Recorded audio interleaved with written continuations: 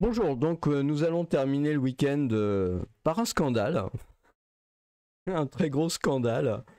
Donc j'ai vu ça dans le petit journal, mais en fait il y a plein d'autres médias qui s'en font l'écho, hein. L'absentéisme de la majorité. Il faut que les électeurs sachent que ces députés-là ne sont pas là. Ils ne viennent pas défendre leurs propositions, laissent finalement l'extrême gauche, LFI, abîmer ce budget en multipliant les taxes. Donc c'est une critique du Rassemblement national et aussi du Modem, hein. Avoir des parlementaires qui considèrent qu'ils ont mieux à faire qu'être présents sur leur banc à l'Assemblée nationale est purement et simplement inadmissible, hein. S'offusquant particulièrement de la faible présence des élus du camp gouvernemental, donc les jeunes et inexpérimentés Mozart socialistes de la finance, sont absents lors des votes sur l'enveloppe allouée à l'Union européenne, etc. Donc, si vous voulez, le truc, en fait, c'est que vous avez tout le marais central, on va dire, où il se passe ce genre de choses-là, hein. Par exemple, on a Assemblée nationale, François Hollande n'a voté qu'une seule fois depuis le début de la nouvelle législature. Donc on s'aperçoit en fait que à titre de comparaison, certains de ses collègues insoumis écologistes ou socialistes ont voté des dizaines de fois en à peine quelques semaines de mandature. Donc en fait, après, il ne faut pas s'étonner. Je veux dire, vous pouvez voter pour n'importe quel parti, peu importe, mais à partir du moment où vous allez vous déranger, vous voyez, on vous dit, oui, vous comprenez, allez voter, c'est quoi? C'est un devoir national, démocratique, patriotique, allez voter pour la démocratie représentative ou déléguée, ou je ne me rappelle plus, voilà, qu'est-ce qu'elle est la démocratie? Enfin, c'est un peu comme la liberté, quand on doit mettre un truc dessus, c'est que c'est plus la liberté. Bah là, c'est plus la démocratie. Euh, donc le problème, c'est en fait ça. On vous montre du doigt si vous n'allez pas voter.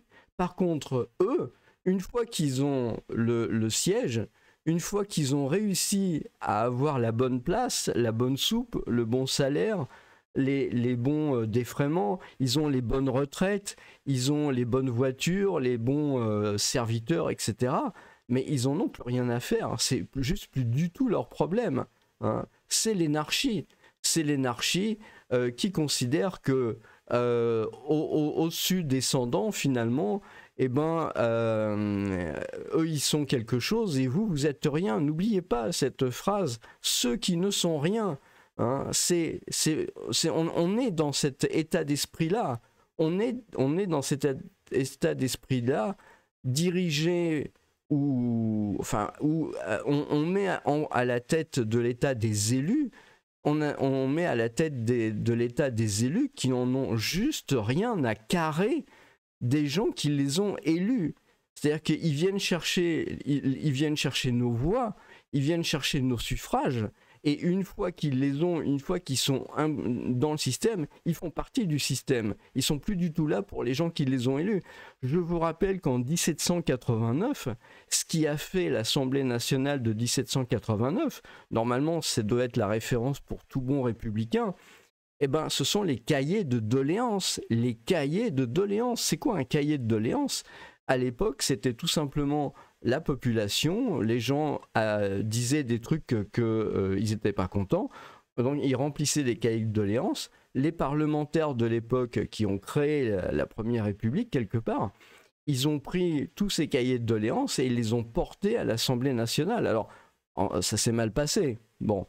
Mais n'empêche que c'est comme ça. D'ailleurs, la représentation nationale ne date pas spécialement de la Révolution, ça date d'il y a bien longtemps, puisqu'il y avait déjà en fait des assemblées régionales, des choses comme ça, certes avec des notables, mais c'était pas nécessairement voilà, le roi et l'absolutisme. D'ailleurs, entre parenthèses, l'absolutisme de 2024, il est certainement beaucoup plus absolu que l'absolutisme du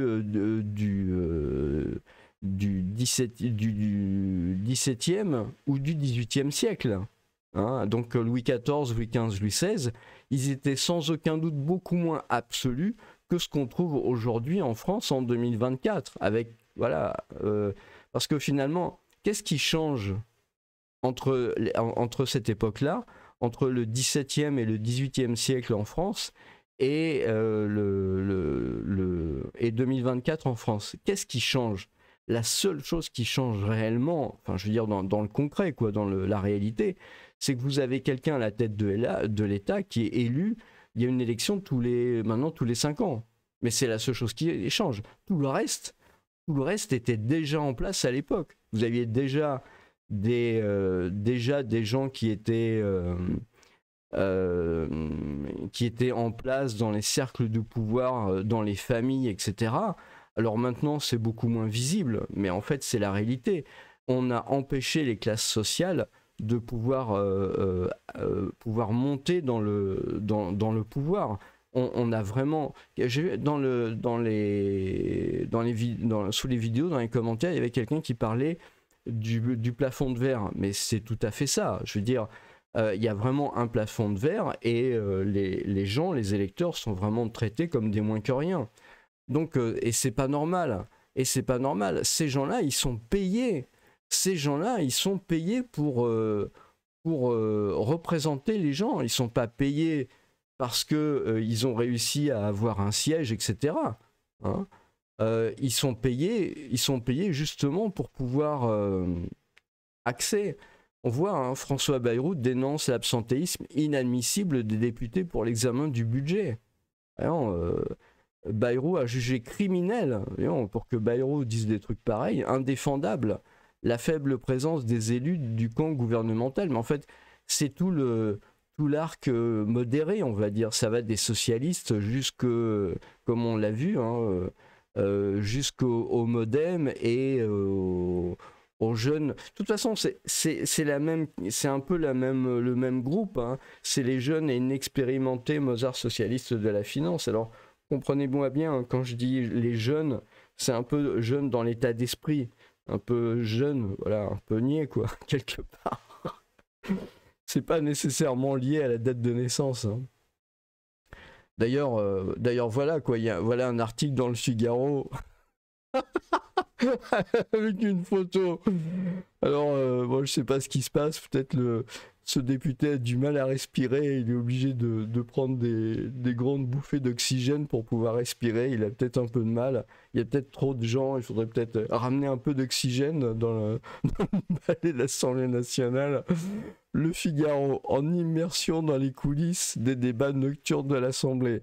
Enfin, cela dit, on peut toujours se marrer, hein, mais bon, eux, ils sont là quand même, hein, quelque part. C'est-à-dire que à la limite, on peut pas leur reprocher de pas être là. Eux, quelque part, ils font leur job et ils sont là pour le salaire qu'ils touchent. Donc, bon.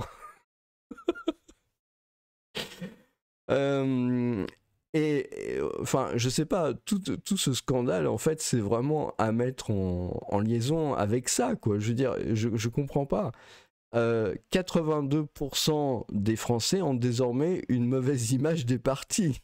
La bonne blague, comment c'est possible? Pire encore, oh, j'avais pas vu ça.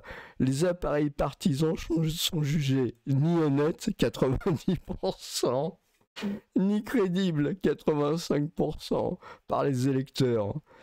La dissolution a ramené encore plus de chaos.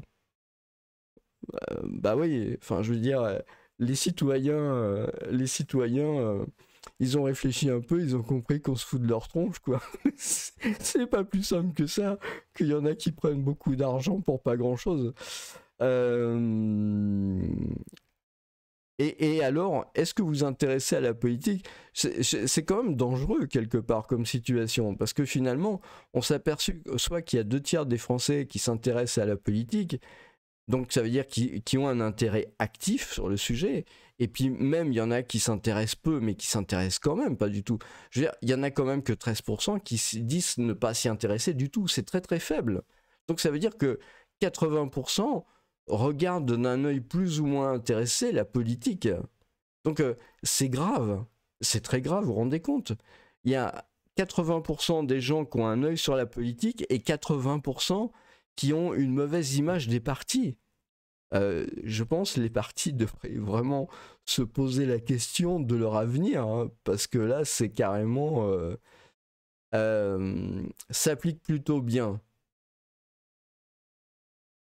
Honnête. Honnête. 9%. Aïe aïe aïe. Oh, c'est grave. Ouais, c'est plus drôle de lire comme ça en fait. S'applique plutôt mal. Hein. Honnête. 90%. Crédible. 85%. Proche des préoccupations des Français. En fait, ce que je dis sur cette chaîne finalement, c'est pas quelque chose d'original hein, finalement quand je vois. Capable de proposer des solutions efficaces, 81% s'applique plutôt mal.